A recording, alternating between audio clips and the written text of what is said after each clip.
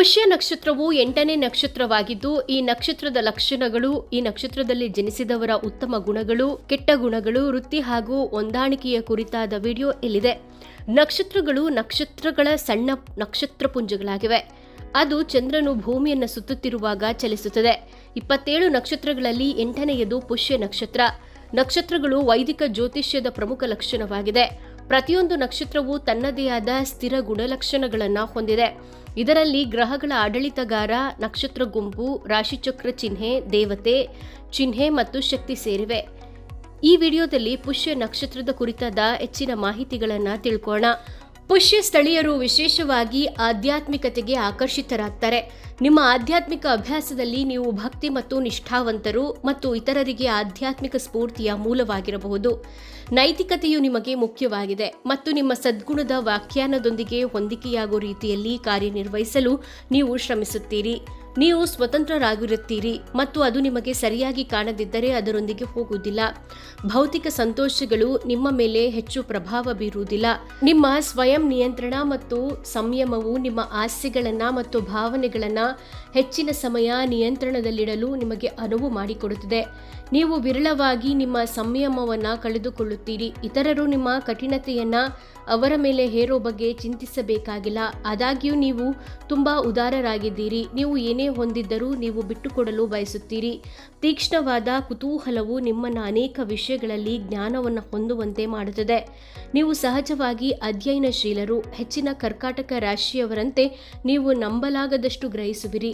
ನೀವು ನಿರರ್ಗಳವಾಗಿರುತ್ತೀರಿ ಮತ್ತು ಸ್ವಯಂ ಅಭಿವ್ಯಕ್ತಿಯಲ್ಲಿ ಸ್ವಾಭಾವಿಕ ಪ್ರತಿಭೆಯನ್ನು ಹೊಂದಿದ್ದೀರಿ. ನಿಮ್ಮ ಸಹಾನುಭೂತಿಯ ಪ್ರಭಾವ ಮತ್ತು ಪ್ರಶಂಸೆಯ ಗುಣಗಳು ನಿಮ್ಮನ್ನು ಹೆಚ್ಚು ಜನಪ್ರಿಯಗೊಳಿಸುತ್ತದೆ. ಪುಷ್ಯನ ಸ್ವಭಾವದ ದೌರ್ಬಲ್ಯವೆಂದರೆ ನಿಮ್ಮ ಹೆಮ್ಮೆ, ಅಹಂಕಾರ ಮತ್ತು ಹೆಚ್ಚು ಮೊಂಡುತನದ ಪ್ರವೃತ್ತಿಯಾಗಿದೆ. ನಿಮ್ಮದು ತಪ್ಪಾಗಿರಬಹುದು ಎಂಬುದನ್ನು ಒಪ್ಪಿಕೊಳ್ಳಲು ನೀವು ನಿರಾಕರಿಸುತ್ತೀರಿ ಮತ್ತು ಇತರ ಆಲೋಚನಾ ವಿಧಾನಗಳನ್ನು ಪರಿಗಣಿಸಲು ಬಯಸುವುದಿಲ್ಲ.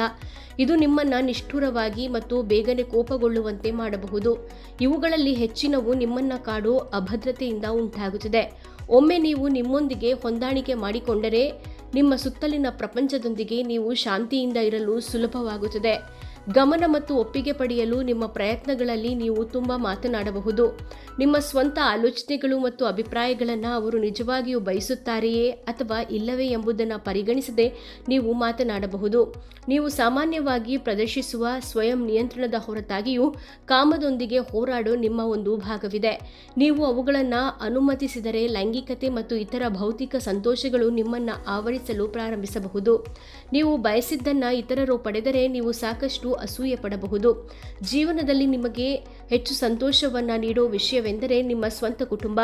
ಅವರ ಮೇಲಿನ ನಿಮ್ಮ ಪ್ರೀತಿಯು ಗಾಢವಾಗಿದೆ, ಆದರೆ ಅವರೊಂದಿಗಿನ ನಿಮ್ಮ ಬಾಂಧವ್ಯವು ಕೈಯಿಂದ ಹೊರಬರಬಹುದು. ಅಂತಿಮವಾಗಿ ಪ್ರತಿಯೊಬ್ಬರು ಬದುಕಲು ತಮ್ಮದೇ ಆದ ಜೀವನವನ್ನು ಹೊಂದಿದ್ದಾರೆ.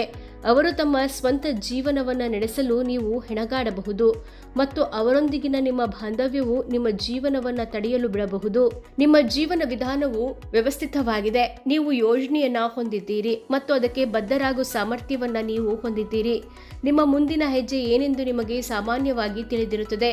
ನೀವು ದೊಡ್ಡ ಆಧ್ಯಾತ್ಮಿಕ ಆಳವನ್ನು ಹೊಂದಿದ್ದೀರಿ. ಪುಷ್ಯವನ್ನು ಆಧ್ಯಾತ್ಮಿಕ ಬೆಳವಣಿಗೆಗೆ ಅತ್ಯುತ್ತಮ ನಕ್ಷತ್ರವೆಂದು ಹಲವರು ಪರಿಗಣಿಸುತ್ತಾರೆ. ನೀವು ಜೀವನ, ಅದರ ಉದ್ದೇಶ ಮತ್ತು ಹೆಚ್ಚಿನದಕ್ಕೆ ಅದರ ಸಂಪರ್ಕದ ಬಗ್ಗೆ ಕಠಿಣವಾದ ಪ್ರಶ್ನೆಗಳನ್ನು ಕೇಳುತ್ತೀರಿ. ನೀವು ಉತ್ತರಗಳನ್ನು ಸಹ ಕಂಡುಕೊಳ್ಳುವ ಸಾಧ್ಯತೆ ಇದೆ. ನೀವು ಕೆಲವೊಮ್ಮೆ ಗೌರವ ಕಳೆದುಕೊಳ್ಳಬಹುದು. ನಿಮ್ಮ ಮೊಂಡುತನದ ಸ್ವಭಾವವು ಕೆಲವೊಮ್ಮೆ ನಿಮ್ಮನ್ನು ಕುರುಡನನ್ನಾಗಿ ಮಾಡುತ್ತದೆ. ಜನರು ಅಥವಾ ನಂಬಿಕೆಗಳಿಗೆ ನೀವು ಎಷ್ಟು ಸಮರ್ಪಿತರಾಗಬಹುದು ಎಂದರೆ ಅವರು ಹೇಗೆ ಸಂಪರ್ಕ ಸಾಧಿಸುತ್ತಾರೆ ಮತ್ತು ನಿಮ್ಮ ಜೀವನದ ಮೇಲೆ ಹೇಗೆ ಪರಿಣಾಮ ಬೀರುತ್ತಾರೆ ಎಂಬುದನ್ನು ನೀವು ನೋಡುವುದಿಲ್ಲ.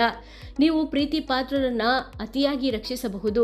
ಸ್ನೇಹಿತರು ಮತ್ತು ವಿಶೇಷವಾಗಿ ಕುಟುಂಬಕ್ಕೆ ನಿಮ್ಮ ನಿಷ್ಠೆ ಮತ್ತು ಸಮರ್ಪಣೆ ಪ್ರಶಂಸನೀಯವಾಗಿದೆ, ಆದರೆ ನೀವು ಅದನ್ನು ತುಂಬ ದೂರ ಕೊಂಡೊಯ್ಯಬಹುದು. ಅವರನ್ನು ಹುಡುಕೋ ನಿಮ್ಮ ಉತ್ಸಾಹದಲ್ಲಿ ಅವರನ್ನು ನಿಯಂತ್ರಿಸದಂತೆ ಜಾಗರೂಕರಾಗಿರಿ. ನೀವು ಅತ್ಯುತ್ತಮ ಕೌಶಲ್ಯಗಳನ್ನು ಹೊಂದಿದ್ದೀರಿ. ಈ ಕೌಶಲ್ಯಗಳನ್ನು ನಿಮ್ಮ ಆಯ್ಕೆಯ ವೃತ್ತಿ ಜೀವನದಲ್ಲಿ ಬಳಸಿದರೆ ನೀವು ಅಭಿವೃದ್ಧಿ ಹೊಂದುತ್ತೀರಿ ಮತ್ತು ವಿಶೇಷವಾಗಿ ಜನರ ಜೀವನವನ್ನು ಕೆಲವು ರೀತಿಯಲ್ಲಿ ಸುಧಾರಿಸಲು ನಿಮ್ಮ ಕೌಶಲ್ಯಗಳನ್ನು ನೀವು ಬಳಸಬಹುದು.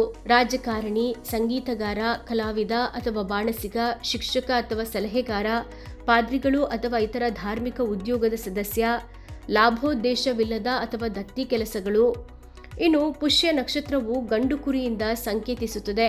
ದೈಹಿಕ ಹೊಂದಾಣಿಕೆಯ ವಿಷಯದಲ್ಲಿ ಇದು ಕೃತಿಕಾ ನಕ್ಷತ್ರದ ಅಡಿಯಲ್ಲಿ ಜನಿಸಿದ ವ್ಯಕ್ತಿಗಳಿಗೆ ಸೂಕ್ತವಾದ ಹೊಂದಾಣಿಕೆಯಾಗಿದೆ. ಹೊಂದಾಣಿಕೆಯ ಆಧಾರದ ಮೇಲೆ ಪುಷ್ಯ ನಕ್ಷತ್ರದವರು ದೀರ್ಘಾವಧಿಯ ಪಾಲುದಾರಿಕೆಯಲ್ಲಿ ಸಂತೋಷವನ್ನ ಕಂಡುಕೊಳ್ಳುವ ಸಾಧ್ಯತೆ ಇದೆ. ಪುಷ್ಯ ನಕ್ಷತ್ರದವರಿಗೆ ಹೊಂದಾಣಿಕೆಯಾಗುವ ರಾಶಿ ನಕ್ಷತ್ರ ಹೀಗಿದೆ: ವೃಷಭ, ಕರ್ಕಾಟಕ, ಪುಷ್ಯ, ಆಶ್ಲೇಷ, ವೃಶ್ಚಿಕ ರಾಶಿ, ಅನುರಾಧ, ಜ್ಯೇಷ್ಠ, ಶ್ರವಣ, ಮೀನ ಮತ್ತು ರೇವತಿ. ಸಂಬಂಧಗಳಲ್ಲಿನ ಹೊಂದಾಣಿಕೆಯು ಒಂದು ಸಂಕೀರ್ಣ ವಿಜ್ಞಾನವಾಗಿದ್ದು ಅದು ವಿವಿಧ ಅಂಶಗಳನ್ನು ನೋಡುತ್ತದೆ.